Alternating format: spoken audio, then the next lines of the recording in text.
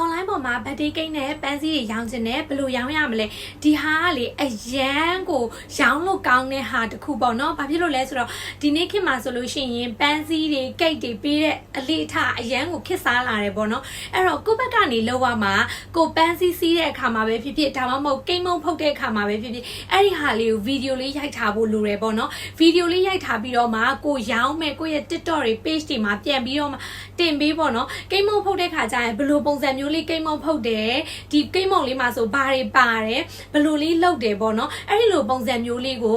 တခြားလူတွေသိသွားအောင်လို့knowledge sharing ပေါ့နော်အသိပညာ share ပေးတဲ့ပုံစံမျိုးနဲ့လုပ်ကြည့်ပါတဲ့အခါမှာဆိုလို့ရှိရင်ပန်းစည်းလေးကိုပန်းဝယ်လာတာကနေစပြီးတော့မှဘယ်လိုပန်းစည်းလေးဖြစ်အောင်စီးတယ်ဆိုတော့ဟာမျိုးလေးကိုပေါ့နော်ဗီဒီယိုလေးတစ်ဖြတ်ရိုက်ထားပြီးတော့မှဗီဒီယိုလေးတစ်ခုဖန်တီးပြီးမှ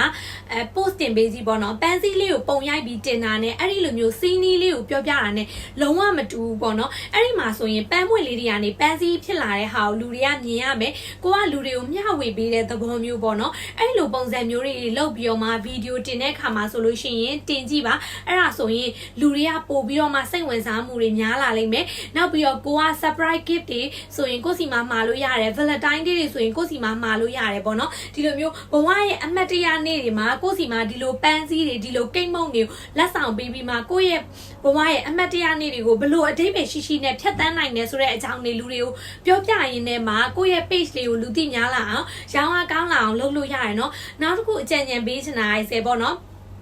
အဲ့ဒီတယောက်ပေါ့နော်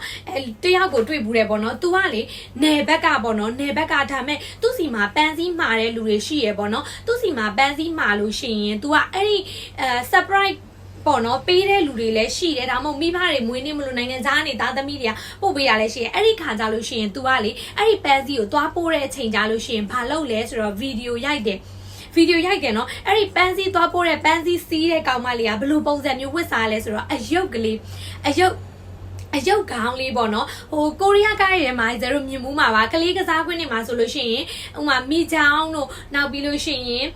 မီကီမောက်စ်တို့ပေါ့နော်ဒီလိုပုံစံမျိုးကြီးတွေကိုခေါင်းနဲ့စွတ်ပြီးတော့မှမျက်လုံးလေးပဲဖွင့်ထားပြီးတော့လက်ကလေးနဲ့ပေါ့နော်လှုပ်လို့ရတဲ့ပုံစံမျိုးလေးပေါ့နော်အဲ့လိုပုံစံမျိုးလေးတွေလှုပ်ပြီးမှသူကသွားပို့တယ်အဲ့ခါမှာလူတွေကဘာဖြစ်လာသူ့ရဲ့ဗီဒီယိုလူတွေကစိတ်ဝင်စားလာတယ်ကြီးတဲ့လူများလာတယ်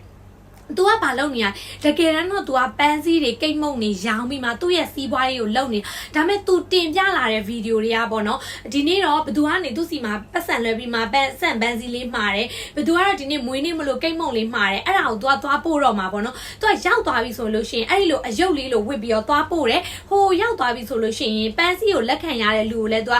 ဗီဒီယိုရိုက်ခွင့်တောင်းပြီးရိုက်ထားတယ်ပေါ့နော်အဲ့မှာဆိုလို့ရှိရင်ဒီဟာလေးရလို့ပျော်လားအကျဉ်းနဲ့ရလားအဆင်ပြေရလားဆိုတဲ့ဟာမျိုးလေးတွေပါမေးတယ်အဲ့ချိန်ကျတော့ဘာဖြစ်လဲဆိုတော့ဗီဒီယိုကြည့်ရတဲ့လူတွေအနေနဲ့ကပီတိဖြစ်တယ်ဝမ်းသာရတယ်ပေါ့နော်နောက်တစ်ခုကကြတော့အော်ဒီလိုမျိုးလေးပို့ပေးတာပါလားဆိုပြီးတော့ပို့ခိုင်းတဲ့လူအနေနဲ့လည်းမြင်ရတဲ့အတွက်အရန်ကိုသဘောကျစရာဖြစ်တယ်ပေါ့နော်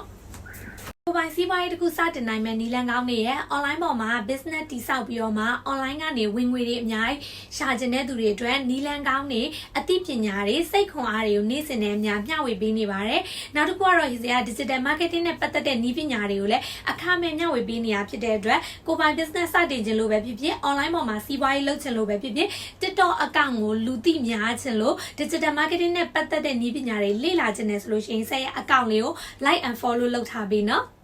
ဒီဆက်ရဲ့ဗီဒီယိုတွေဟာမိတ်ဆွေအတွက်အကျိုးတစုံတရာရရှိခဲ့တယ်ဆိုလို့ရှိရင်ကိုယ့်ပတ်ဝန်းကျင်ကတငယ်ချင်းတွေမိတ်ဆွေတွေအတွက်လည်းအကျိုးရှိတဲ့ဗီဒီယိုလေးဖြစ်တဲ့အတွက် like and share လေးလုပ်သွားဖို့လည်းမမေ့နဲ့နော်